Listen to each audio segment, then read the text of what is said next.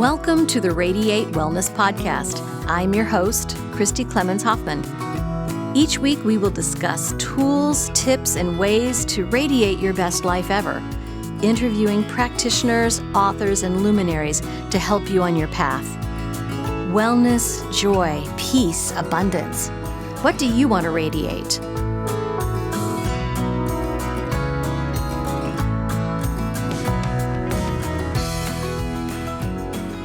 Hi, and welcome to the Radiate Wellness Podcast. I am here today with Trae Venerable to radiate representation.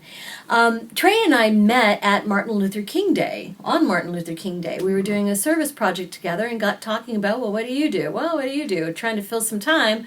Well, we were, painting a mural, I think? Painting and mural. I found out that Trae writes these wonderful cowboy books for kids, and I was immediately just so interested. So welcome, Trae. Thanks for coming out. Well, yeah, thanks for having me. Yeah, totally. So you write, it's a series of children's books. Grandpa, I Just Want to Be a Cowboy is the series. But what is broken out into the series? Yeah, so Grandpa, I Just Want to Be a Cowboy is the overarching title, but it's broke out into three different chapters, you could say. You got Notables from the West, Rodeo Cowboys, and then Women in the West. So. Oh, awesome. And these are nicely illustrated. They're really informative, too. How did you do your research? Well, actually a lot of different sources. So Sure. A lot of it came from my elders because we have the ranching and farming background. And then internet, looking at old sources, reading old books, stuff like that. So Yeah. Now, so you've got this cowboy background. You know, you're this young urban professional, and I would not look at you and say cowboy. Yeah. Right? You're an engineer, for crying out loud. Yeah. You know? So what is your background in this cowboy stuff? Yeah, so every generation in my family is on a ranch or a farm. We raise cows, horses, and hunting dogs, and so that's my background. Man, how'd your family get into that? So the first generation came out of slavery, and they kind of just started with it, and just kind of kept with it, kind of deal. So. Mm-hmm. And what part of the country is that? Where you guys? Yeah, so focused? Our operations primarily are in the state of Kansas, state of Missouri, but Grandpa homesteaded on my mom's side down in Hartville, Missouri. Hartville, Missouri. Where's that? On Highway 5, it's on the border of Arkansas, Missouri. So. Oh, way down there. Yeah, way down there in the sticks.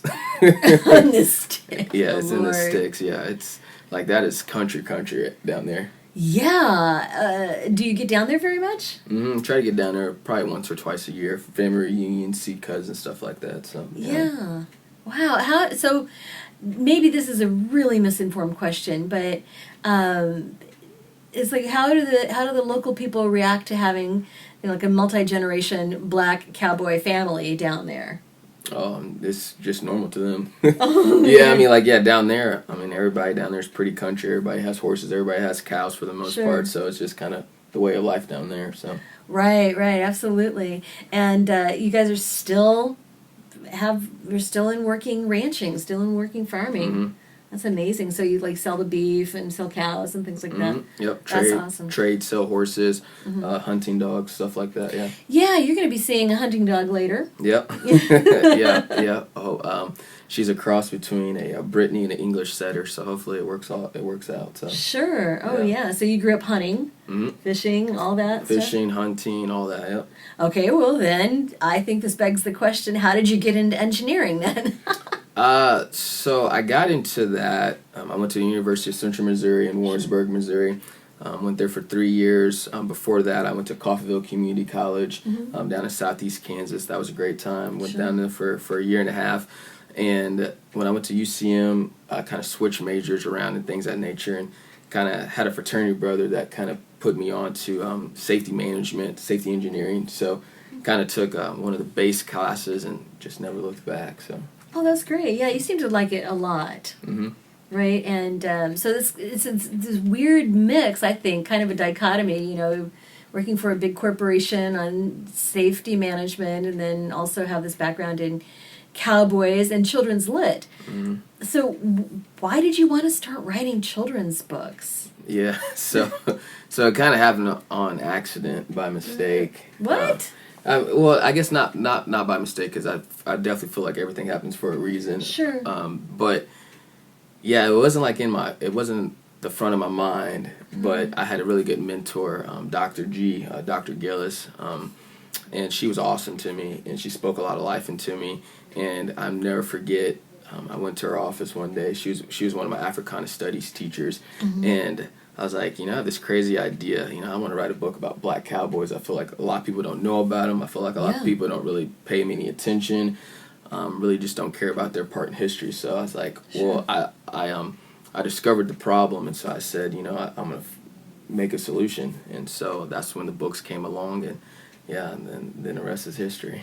I guess you could say. Oh, that's so funny. Well, yeah, I think that story is largely undertold, just like the Buffalo Soldiers, like the the Black Major Leagues before, way back the Negro Leagues, the Negro Leagues, and then Black Cowboys. I think that was not on many people's radar. Oh no. How'd it get on your radar? So, like, are you saying, like, how'd you even know about this rich heritage? Definitely just because my family coming up in it. Yeah. Definitely, my family, we have some historians, and they don't want this history to die, and so I kind of was like, well, I like history, and let's kind of take it to the next level. So yeah. Did your family help you with the book? A little bit, yeah, a little bit. Right, yeah. And which was the first one?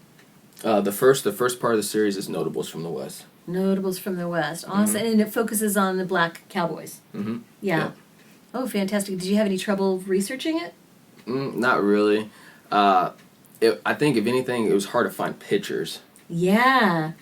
Pictures were probably the hardest thing to find. And it wasn't necessarily like the stories and the names and things of that nature. It was the pictures, and that's why I focused on children's books, is because I wanted little kids to see this and get that history. And I'm a pretty level-headed guy. But one thing that offends me is when people say that blacks aren't real cowboys, because that's just like that just comes from a pure ignorant standpoint, and it's because you just don't know what you don't know. And so I wanted to get the book out to little kids and let them know at a young age, this is a real thing, was a real thing, is a real thing. So how do they react to it?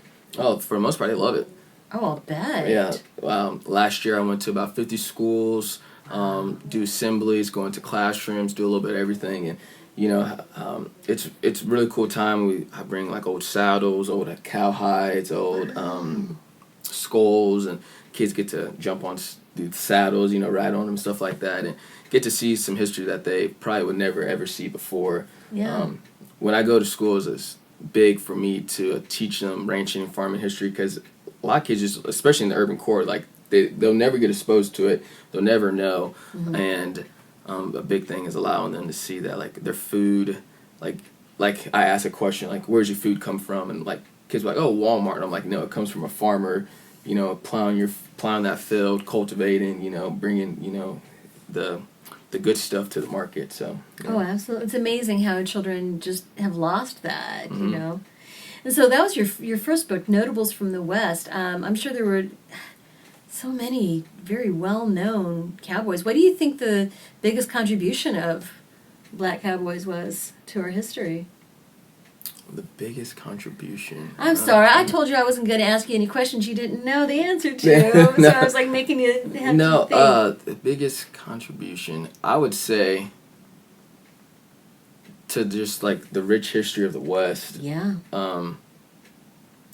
Just the rich history of the West and different towns along the trails and things of that nature, and their impact to those communities. I mean, and even to this day. So. Well, and the cowboy in general was such a huge part of our history, and of course it would be made up of a pretty diverse background of different types of cowboys.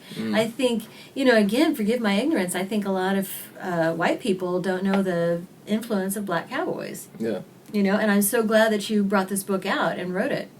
And then you also wrote, what was the second book? The second book is Rodeo Cowboys. Oh, interesting. I was thinking it was the women's cowboys, but Rodeo Cowboys. So why did you differentiate between cowboys and rodeo cowboys? Because, in the cowboy world, I mean, there's a lot of different variations of cowboys. Sure. So you could have, a rodeo cowboy that just ropes and just, rides broncs, to roughy, that rides bulls. I'm sorry, to roughie? What's that? A roughie is just they ride rough stock. Interesting. Yeah, it's just like just the terminology, just just the slang of cowboy world. So riding bulls, riding broncs, bareback, saddled, all that stuff. Yeah. And then you have like the roper world, and so yeah, like there's definitely a variation. You could have a rodeo cowboy, but then you could have like a working ranch cowboy that's on a ranch, year round. So like there's different types, but not to say that the rodeo cowboy doesn't like ranch, like right. that. So. And the ranching cowboy might not occasionally do a rodeo. Mm-hmm. Have you ever done a rodeo? No, not a full on like live sanctioned rodeo. I've messed around in roping pins and stuff like that, but no, not a full sanctioned rodeo. I don't have enough time for it. Well, true. Yeah, you do have a full-time career, and you've got this career also as an author, and also your hunting and your ranching and all of that. But that's so interesting, and so all these different. I had no idea. Different kinds of cowboys, and then the third book is women. Mm-hmm. Women in the West. Women of the West. So why did you want to tackle that? Because, for sure people didn't know about black cowboys, and then the subset, they for sure didn't know about black women in the West, and so I just wanted to bring light to even a more marginalized group. So. Wow. So this is specifically about black women cowboys. Mm-hmm. See, I think this is important. This story needs to be told. Yeah. Yeah. Can you think of some good examples from your book? Things that are really good stories. Yeah. Touch on like Biddy Mason or Kathy Williams, like people like that for sure. That just like a lot of people just haven't heard of, and so I just wanted to bring light to it. So. What do they do? So Biddy Mason, she was big in the West. Kathy Williams, she was one of the first women to serve in the military. Really? She enlisted. Well, she enlisted as a man. Obviously, she wasn't a man, but yeah. So she served. Yeah. That's a fascinating story. Mm-hmm. I gotta read this. Yeah. Did you think when you sat down to write these stories that you would come up with 3 books? No, it kind of all just kind of happened. Like I for sure had the notables from the West, and I was like, yeah, that's for sure gonna happen. But then it just kind of came. Rodeo Cowboys and Women in the West kind of just came out of it. So. Right, yeah, just telling more of the stories and kind of grouping them together. This is a fascinating subject. So, why did you choose the kind of overarching title, Grandpa, I Just Want to Be a Cowboy? What's that about? Yeah, so some of the protagonists in the book are from my life. So Grandpa Leroy was my dad's dad. He was a hog farmer and did row crops on the Kansas side, like Edwardsville, that area off the Kansas River. And Bo, he's the cow boss in our family. He runs the herd. And cow boss. Is that a specific term? Yeah, it's just some more slang kind of deal. Yeah. So yeah, he's the cow boss of the family. And so Grandpa, I just want to be a cowboy. So Bo's playing me. And so I used to go to the bar. Well, I still do. But when I was younger, go to the bar with my grandpa and uncles and things of that nature and learn about ranching and farming and things of that nature, hard work and things of that nature. And so for you to be a cowboy, you need to, learn from your elders. And so just kind of like that generational pass Right, off, nobody goes to cowboy school. There's no program to be a cowboy. Yeah, like there's not a bachelor's degree to be a cowboy. So, yeah. And then it even goes a little deeper, the context of the word cowboy, how it relates to slave days and things of that nature. And so for Bo to learn to be a cowboy, being a cowboy back in those days was some of the roughest, toughest jobs. And so for him, so for him to learn the full extent of being what a cowboy was back in those days, he needed to learn. Yeah. So Grandpa just wanted to be a cowboy. So there's a part in it that talks about, well, son, you want to learn about you want to be a cowboy. You gotta learn about the ones who came before you and paved the way. So. Oh, that's so important. You can't just wake up one day and say, I want to do this, thinking there's this it's like what you see in the West or what you see in the movies. It's not. You got to know what came before you and everything. No, that's a really important point. Do you have kids approach you afterward, after you go to schools, and just say, I think I want to be a cowboy too? Oh, yeah. Yeah, that's pretty cool. Yeah, that's pretty cool. Yeah, there are a lot of opportunities for cowboys these days. Yeah, so we don't, we still have, like, working ranching cowboys. Oh, yeah.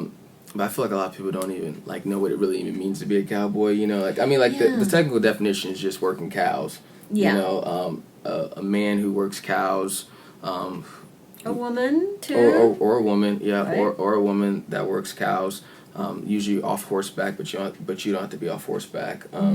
But yeah, so I mean that's like the baseline definition is someone who tends to cows, cattle. So right. So kind of a rancher too. Of course, back in the day, we couldn't really take them very easily from one place to another. So there's the cattle driving and taking them to market and everything. So a little bit more involved now. How do you think modern farming and modern ranching have changed the cowboy landscape? Yeah, so for instance, like we don't really work cows off horseback anymore. I mean, it's like usually like just four-wheelers and things of that nature, because four-wheelers are a lot easier to take care of. They only need a little gas, a little oil. But the farming market in general has changed so much, and it's evolved so much. Like with the use of GMOs and things of that nature, and the organic debate, and being vegan or eating meat, or the whole thing has just evolved so much now. So much. So as I'm sure it's changed your family's business too. Modern farming techniques. Right. What do you think the future is of cowboys? Well, I don't think they'll ever die. Right. I don't think that spirit would ever die out. I will say, like as a cattleman, and like coming from like that perspective, talking to my family, it's a big debate right now about how you take care of your meat and how you get it to market and the world trade with cattle. U.S. tariffs and United States and like Brazil. There are a lot of big cowboys out that way, and cattlemen, and with our growing population and feeding everybody. So yeah, like from a cattleman's perspective, probably like the year 2040, 2050, I mean, those are like monumental years to be looking, like to be ramping up for, and our growing world, growing economy, and then the growing needs of meat and food. So yeah. Oh, absolutely. I mean, we're always going to need farmers, ranchers. As long as we eat meat, we're going to need someone to care for the animals that it comes from. Yep. You guys ever do chickens too? No, not really. Yeah. I mean, I'm sure Grandma probably has some chickens, but not a lot of them. So. Sure. Now, you mentioned Brazilian cowboys, or Brazilian meats, I should say. So the Brazilian cowboys have, isn't the word rodeo even from like Spanish or Portuguese? Yeah. Yeah. Latin cowboys. Oh yeah, I mean every culture has their version of a cowboy. Right. So, right. Yeah, So do you think you'll ever tell those stories? Probably not, because I'm not of those, cultures, Right. So. You do have Native American descent, or ancestry, I should say. Yeah. I think I saw on your website Choctaw, Blackfoot. And Cherokee. Mm-hmm. Yeah. So how do you identify with those backgrounds? Yeah, so I definitely am grateful to have those in my lineage. I don't own a card or anything of that nature, but I definitely resonate with the communities, and try to give back as much as I can, and represent for them too. So. Oh, absolutely. You think there's a book on them in the future? Native American cowboys? No, because they're talked about with with my series now. A lot of those cowboys back in the day were a term called mulatto, so they were mixed descent. So a lot of them were black and Indian. So.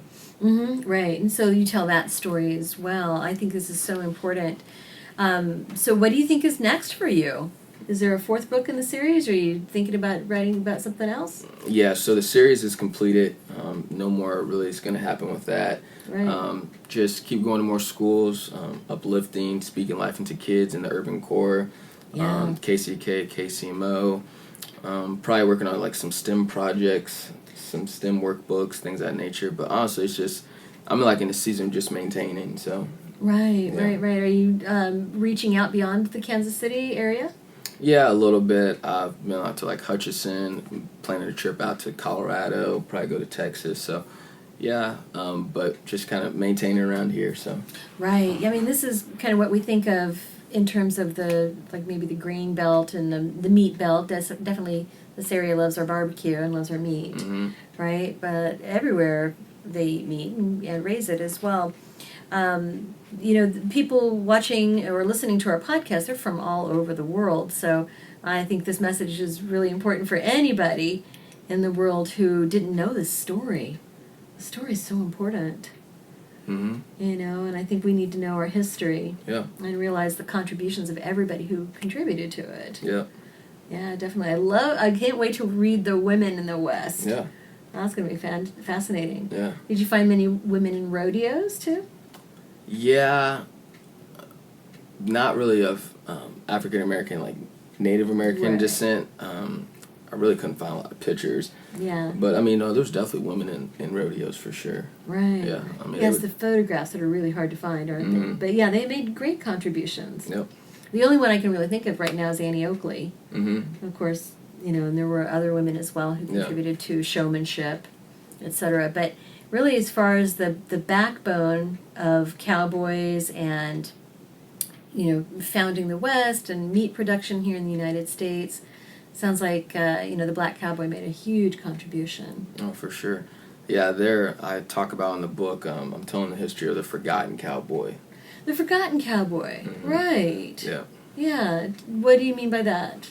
That a lot of times their place in history has just been forgotten. It's kind of almost like they've been erased out of the history books, and so because a lot of curriculum throughout the school districts, they don't talk about any of this kind of any of these things, and so I feel like the book's been open and it's been kind of erased out. So yeah, I'm talking about the forgotten cowboy, Right. and I mean there's a lot of things out there that in theory have been forgotten, and so.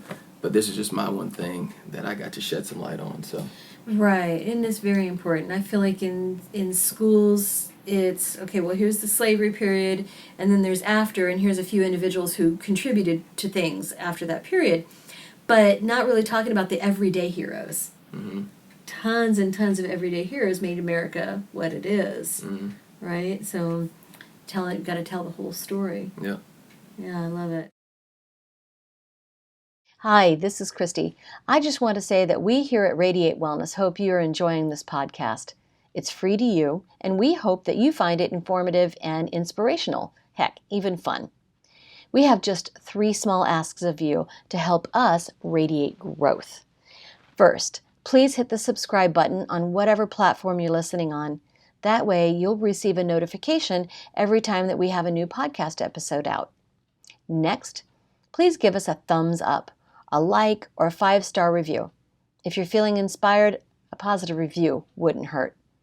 These 2 small things will help others find us when they're searching for great podcasts. Finally, please tell your friends about the Radiate Wellness Podcast. Better yet, show them how to find us and how to subscribe. If everyone did that, we would double our audience. Thanks a lot. We really appreciate it. So you got out the copies of the book, the hard copies. I'm really glad you brought them. So we've been talking about some of the different notable cowboys in the books. Like, who else sparks your imagination? Who else do you think is really cool to talk about? Yeah, so I was going through the book. Nate Love, or Nat Love, is a really cool guy. Nate Love or Nat Love? Mm-hmm. Yeah, it just depends on how you pronounce it. Okay. I've seen spellings N-A-T, and I've seen spellings N-A-T-E, so... oh, interesting. Yeah. Boy, he looks like a rough dude, or he looks like I don't know, he's really well outfitted in this photo. Yeah, I wish you guys could see this. He's really well outfitted. Yeah, he was a tough guy. Now was an all-around cowboy in the panhandle of Texas. He was skilled in the cowboy task of roping, breaking wild horses, and working cattle drives to major cow towns such as Dodge City, Kansas.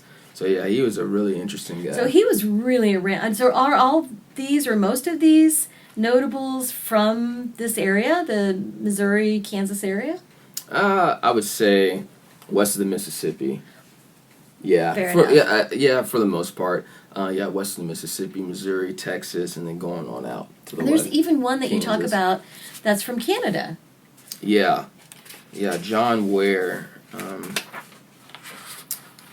He brought. Let's see. So, John Ware, next, who was best remembered for his horsemanship and for bringing the first cattle to southern Alberta, Canada in 1882. So. Wow. Okay. If the American black cowboy is forgotten, then definitely the Canadian black cowboy is definitely forgotten. Yeah. I had no idea. Who else is really notable in here? Yeah. So one of the next I'll talk about is Bass Reeves. He's considered the real life Lone Ranger. So I wrote in the book. Grandpa went on.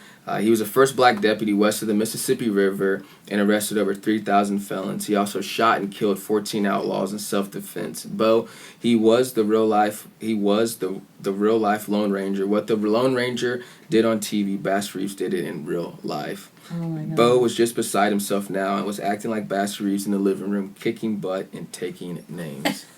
So, an inspiration to the character of Bo, who's basically you, right? An inspiration, I think, and that's probably why you wrote these books, is to be an inspiration to kids. Oh, for sure. Yeah, and to show kids that they can do different things in life. Yeah. So, representation in the cowboy world, but also when I go talking to schools, things of that nature, when I'm on the stage and I'm the special guest, this and that showing kids that they can do this too, so. Oh, yeah, absolutely. And so let's look at some of the women, too. Yeah, so women in the West, and as I talked about earlier, Biddy Mason, she was one tough woman. So Grandpa explained the first woman in the West was Biddy Mason.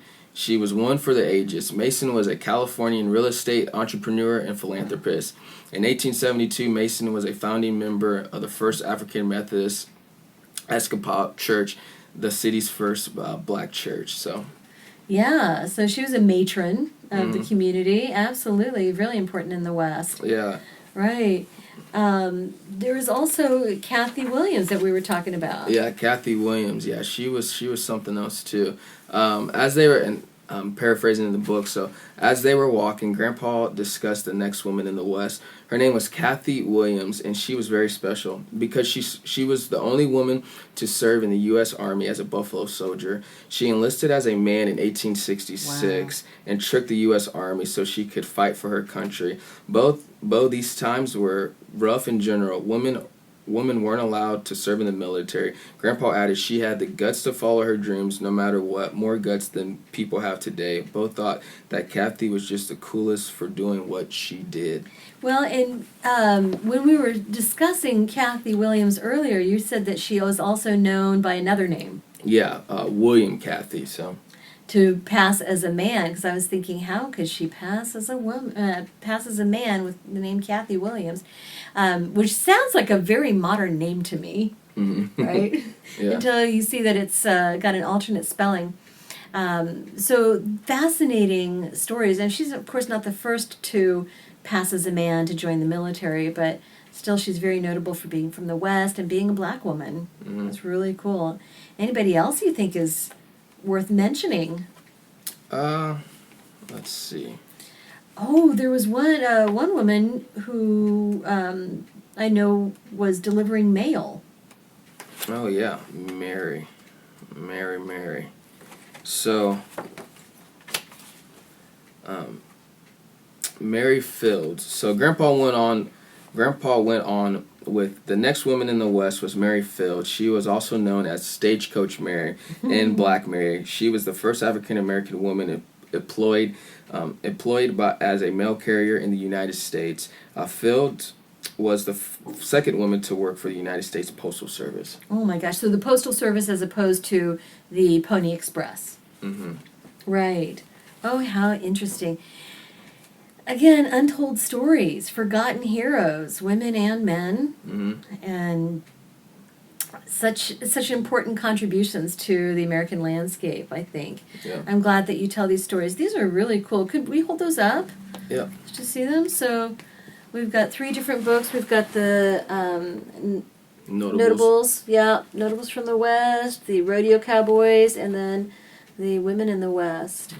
Oh, how cool. And these stories are told with photographs and some illustrations in there too. And just lots of pictures throughout. I know that's important to you. Yeah. To have accurate pictures.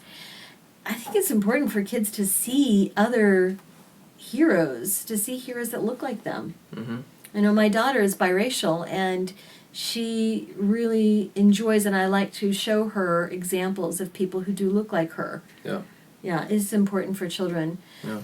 All right, well, my guest today has been Trae Venerable, and your website is traevenerable.com. I'll put that in the show notes. You can find your books there, as well as Amazon. Amazon, Barnes & Nobles, and a couple other platforms too. Right. The phrase wherever fine books are sold. Yeah. Yeah. But definitely on traevenerable.com. So watch his website for media appearances, for just different photographs of Trae in action, reading to the kids, and the kids just eating it up. They seem to really enjoy it. Yeah. Trae, thank you so much for joining me. Yeah, thank you for having me. You bet.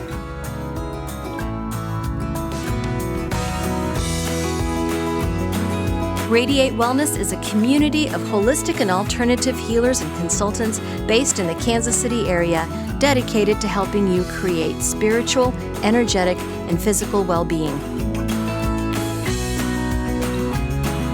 To learn more about our practitioners, services, classes, and events, or to schedule an appointment, visit us at radiatewellnesscommunity.com.